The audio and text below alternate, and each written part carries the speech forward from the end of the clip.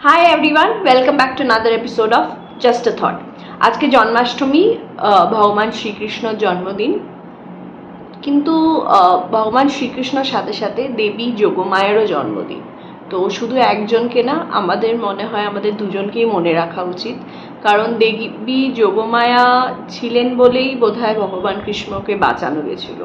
কারণ দেবী যোগমায়া ওইভাবেই মায়ার সৃষ্টি করেছিলেন যাতে শ্রীকৃষ্ণকে দেবী যোগমায়ার ওখানে নিয়ে যাওয়া হয়, দেবী যোগমায়াকে আবার এই কারাগারে নিয়ে আসা হয়। তো উনি ওই মায়াটা সৃষ্টি করেছিলেন বলে। তো শ্রীকৃষ্ণর কথা যখন আমরা ভাবছি, তাহলে দেবী যোগমায়াকে কেন ভুলে যাব? তো আমার মনে হয় দুজনকেই ইকুয়ালি ইম্পর্টেন্স দেওয়া উচিত।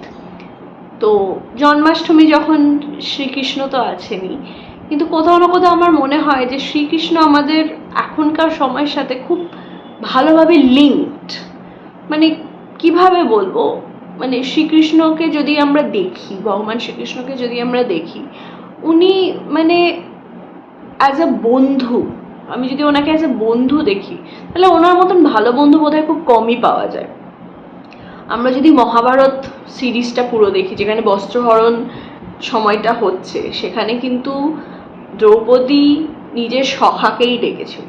সেখানে শ্রীকৃষ্ণ এসেই কিন্তু ওই বস্ত্রহরণের ওরকম একটা জিনিস থেকে দ্রৌপদীকে বাঁচিয়েছিলেন।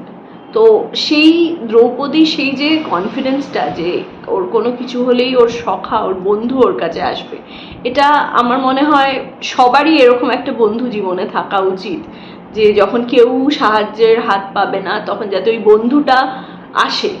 এই বন্ধুত্বটাই বোধহয় শ্রীকৃষ্ণ আমাদেরকে শিখিয়েছেন।